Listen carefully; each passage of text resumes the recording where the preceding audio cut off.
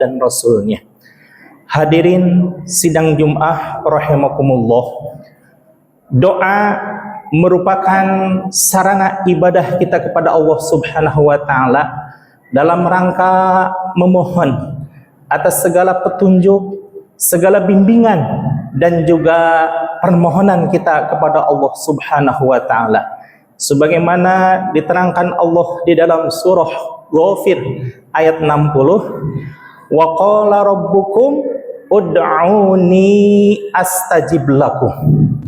Dan Tuhanmu telah berfirman, maka berdoalah kepadaku, pasti akan aku ijabah permohonanmu. Yang perlu kita fahami bersama bahwa doa merupakan makomnya makhluk, sedangkan ijabah itu makomnya Allah Subhanahu wa taala. Terserah mau minta kita doa apapun, selama itu baik dan juga maslahat fid dini wad dunya wal akhirah, itu adalah hak kita untuk berdoa. Sedangkan hak pasti Allah Subhanahu wa taala itu adalah mengijabah semua doa kita. Namun yang perlu dipahami bahwa kata al-ijabah di sini itu tidak mesti cungceng seperti halnya kita pagi makan cabai, detik itu pula terasa pedasnya. Tidak seperti itu. Sebab Rasulullah Shallallahu Alaihi Wasallam menjelaskan makna al-ijab di dalam salah satu hadisnya yang diriwayatkan oleh Abu Sa'id Al-Khudri dari Imam Ahmad, bahwa ma min muslimin yad'u bid'awatin laisa fiha ithmun wala qati'ur rahmi, bahwa tidaklah setiap muslim berdoa dengan sebuah doa yang di dalamnya tidak ada dosa dan tidak ada pemutuskan silaturahim, illa kecuali atahullahu ta'ala ihda thalathin, Allah akan memberikan satu di antara yang tiga. Mana itu ya satu di antara yang tiganya? Yang pertama, imma an tu'ajjala lahu da'watuhu, bahwa apa yang dia minta akan Allah beri. Yang kedua, wa imma an tudakhira lahu fil akhirah, Allah kadang menangguhkan keberkahan dari doa tersebut nanti di yaumul akhirah. Dan yang ketiga, wa imma an tasrifa anhu lahu minad du'ai mithlaha, bahwa Allah akan mengganti doa yang semisal darinya menjadi hal yang baik-baik. Maka di sini kita melihat contoh dari orang-orang suci, orang-orang yang dikasihi oleh Allah Subhanahu wa taala, yaitu para kangjeng Nabi. Bahwa di dalam kehidupan kangjeng Nabi yang salah satunya ada 4 yang saya utarakan di sini, bahwa kehidupan para nabi itu sangat taat kepada Allah, sangat terhindar dari maksiat, dan sangat mendekatkan selalu dirinya dan keluarganya serta para umatnya di hadapan Allah Subhanahu wa taala. Tidak ada sedikit pun ruang untuk berbuat maksiat, karena memang kolbunya senantiasa being connected to Allah, senantiasa merasa diperhatikan oleh Allah Subhanahu wa taala di mana saja, kapan saja, dan dalam bagaimanapun keadaannya. Bahkan kangjeng Nabi Muhammad sallallahu alaihi wasallam, seorang pribadi yang sangat agung, seorang pribadi yang sangat istimewa, seorang pribadi yang sudah pasti diampuni dosanya kalaupun toh ada, dan subhanallah, pintu neraka begitu tertutup rapat dan pintu surga begitu sangat terbuka untuk kangjeng Nabi Muhammad sallallahu alaihi wasallam. Namun di antara doa-doa kangjeng Nabi Muhammad sallallahu alaihi wasallam sepanjang hidupnya, ada beberapa doa yang ditangguhkan oleh Allah Subhanahu wa taala. Yang pertama, ketika kangjeng Nabi Muhammad sallallahu alaihi wasallam berdoa, Allahumma a'izzal Islam bi umaraini, ya Allah muliakan Islam ini dengan 2 Umar. Salah satu dari 2 Umar yakni Amr bin Hisham dan juga Umar bin Khattab. Sesungguhnya di dalam hati kecil Kangjeng Nabi, yang Nabi inginkan adalah Amr bin Hisham, karena itu adalah saudara dari ayahnya, masih ada ketersambungan darah dengan Rasulullah Shallallahu Alaihi Wasallam. Sedangkan Umar bin Khattab itu adalah tokoh Quraisy yang orang lain bagi Rasulullah Shallallahu Alaihi Wasallam. Namun Rasulullah berdoa dengan doa-doa tersebut. Namun kehendak Allah berkata lain, bahwa yang ditakdirkan untuk mulia karena Islam itu adalah Sayyidina Umar bin Khattab, dan terbukti bahwa pilihan Allah Subhanahu wa taala betapa sangat hebat untuk kemuliaan Islam. Bahkan Sayyidina Umar bin Khattab menjadi salah satu dari sahabat terbaik Rasulullah sallallahu alaihi wasallam. Apakah doa Rasul tertolak? Tidak, tapi ditangguhkan dan diganti menjadi yang lebih baik. Kemudian yang kedua, ketika Rasulullah sallallahu alaihi wasallam berdoa di hadapan makam Abu Thalib, yang mana Abu Thalib ini menurut ulama ahli tafsir belum sempat untuk berikrar, tasdik mengakui kalbunya bahwa Nabi Muhammad itu adalah utusan Allah, dan wa'malu bil arkan wa'malu bil arkan, bahkan menjadi pelindung dakwah Rasulullah sallallahu alaihi wasallam.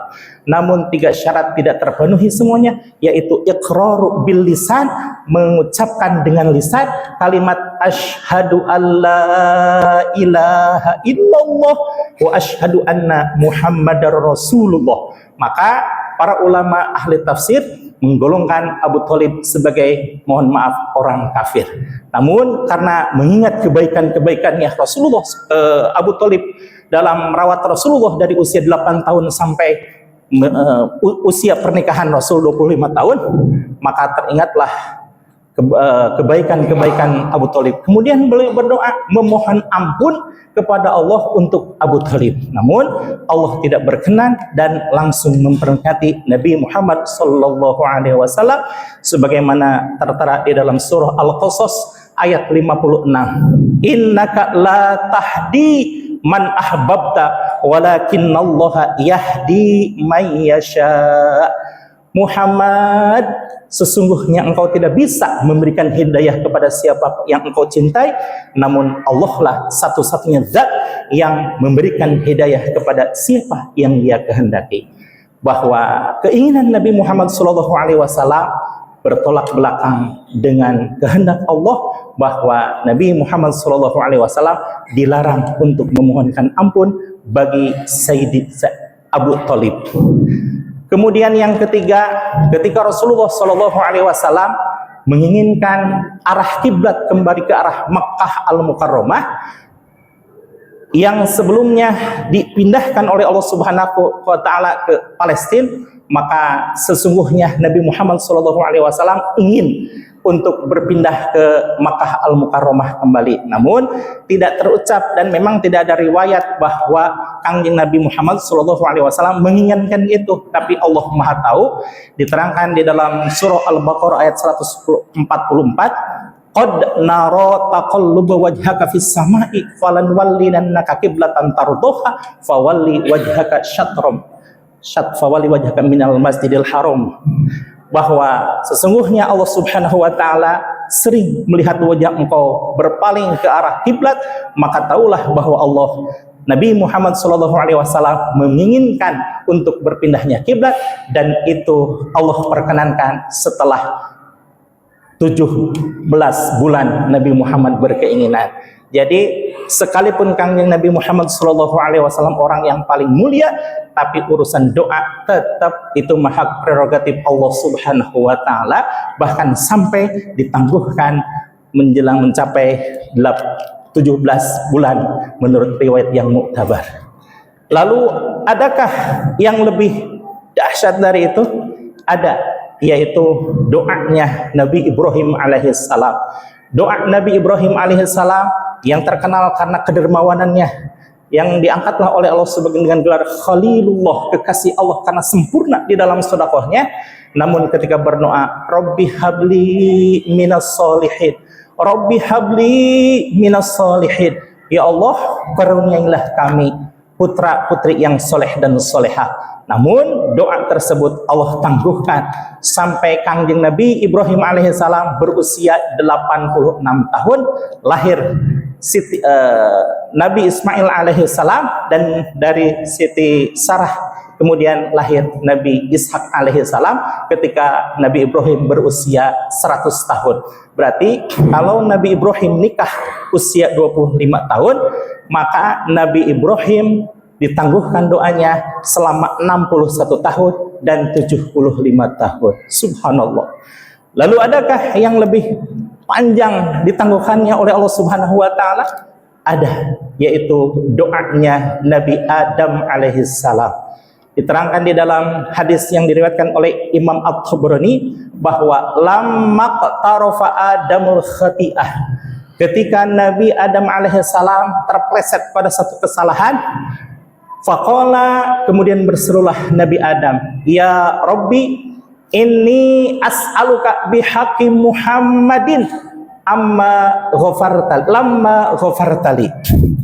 Ketika Nabi Ibrahim alaihissalam terpleset pada satu kesalahan, maka berserulah dia, ya Allah, aku memohon kepada Engkau dengan haknya Nabi Muhammad sallallahu alaihi wasallam, semoga Engkau berkenan untuk mengampuni dosaku. Kemudian Allah bertanya, ya Adam, lamma arafta Muhammadan walam ahlukku, kenapa kamu bisa mengetahui seseorang yang bernama Nabi Muhammad SAW padahal orang tersebut belum aku ciptakan? Faqala, maka menjawablah Nabi Adam alaihissalam, ya Rabbi lamma khalaqtu wa nafakhtu fihi min ruhika, ketika Engkau ciptakan aku dari ruh-ruhmu. Rafa'tu ra'si wa ra'aitul qawa'ima 'alal 'arsy maktuban la ilaha illallah Muhammadur Rasulullah sallallahu alaihi wasallam. Aku melihat di tiang-tiang arsy tertulis kalimat la ilaha illallah Muhammadur Rasulullah sallallahu alaihi wasallam. Wa alimtu annaka ismuka lam tadif ila ahabba ilaikal khalqa, maka tahulah aku bahwa nama Engkau tidak mungkin bersanding dengan seseorang kecuali nama itu orang yang paling Engkau kasihi. Allah menjawab, sodakta ya Adam, betul wahai engkau Adam, bahwa ud'uni bihaqqihi faqad ghafartu laka, silakan engkau berdoa kepadaku dengan menggunakan haknya dan sungguh aku telah mengampuni engkau. Subhanallah. Pada hadirin jemaah sekalian, padahal Nabi Adam alaihissalam sebelum mendapatkan maghfirah dari Allah Subhanahu wa taala senantiasa berdoa dengan doa yang paling tua, Rabbana ya Rabbana zalamna anfusana fa ilam taghfir lana wa tarhamna lanakunanna minal khasirin. Ya Allah, Maha Suci Engkau, bahwa sungguh diriku telah berbuat zalim kepadaku. Kalau seandainya tidak Engkau kasihi dan tidak Engkau ampuni, maka sungguh aku termasuk orang-orang yang merugi.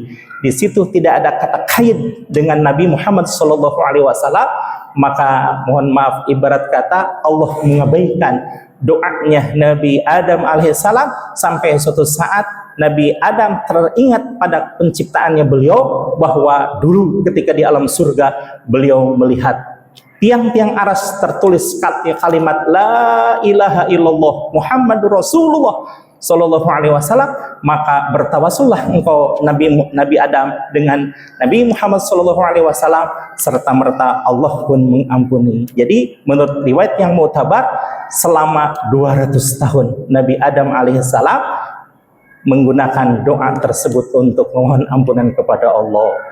Lalu adakah yang terpanjang doa yang ditangguhkan di antara para nabi? Ada, yaitu doanya Nabi Musa alaihissalam. Ketika beliau membaca kitab Taurat, maka dikabari oleh Allah Subhanahu wa taala, wahai Musa, nanti di akhir zaman ada umat yang tubuhnya pendek-pendek, usianya singkat-singkat, dan amalannya biasa-biasa saja. Tapi amalan yang biasa-biasa saja itu melebihi dan mengungguli seluruh ibadah umat-umat sebelum kamu, katanya. Masya Allah. Maka kesengsramlah Nabi Musa alaihissalam, ya Allah, jadikan aku sebagai nabinya umat tersebut. Allah menjawab, tidak bisa atau wahai Musa, engkau sudah menjadi nabi dari Bani Israel, tidak mungkin aku jadikan nabi di akhir zaman. Kemudian Nabi Musa masih kesengsram, ya Allah, jadikan saja saya sebagai bagian dari umat tersebut. Oh, tidak bisa juga atau wahai Musa, engkau sudah menjadi nabi, tidak mungkin aku rendahkan derajatmu menjadi umat yang biasa-biasa saja. Masya Allah, Nabi Musa masih kesengsram, ya Allah, kalau aku tidak bisa menjadi nabi umatnya tersebut, dan aku tidak bisa menjadi bagian dari umat tersebut, maka pertemukan saja saya dengan nabinya umat tersebut. Dan doa itu Allah berkenankan, yaitu ketika peristiwa Isra wal Mi'raj. Jarak antara Nabi Musa kepada Nabi Isa itu menurut Imam Nawawi, Imam Suyuti dari riwayat Ibnu Abbas itu berjarak 1500 tahun, dan jarak Nabi Isa kepada Nabi Muhammad SAW 600 tahun. Dan terjadinya peristiwa Isra wal Mi'raj itu ketika Rasulullah SAW berusia 40 tahun, maka jarak doa sampai diijabahnya doa tersebut selama 2140 tahun, baru bertemulah dengan Nabi Muhammad SAW. Maka para hadirin, ini menjadi intibar bagi kita sekalian, bahwa mungkin di antara doa-doa kita yang kemarin belum diijabah, pekan kemarin belum diijabah, bulan kemarin belum diijabah, tahun kemarin belum diijabah, bisa saja husnudzon kepada Allah itu adalah doa-doa yang terdengar indah di hadapan Allah, dan Allah senang melamakan untuk menjadikan kita sebagai sesuatu yang terbaik dengan doa kita. Barakallahu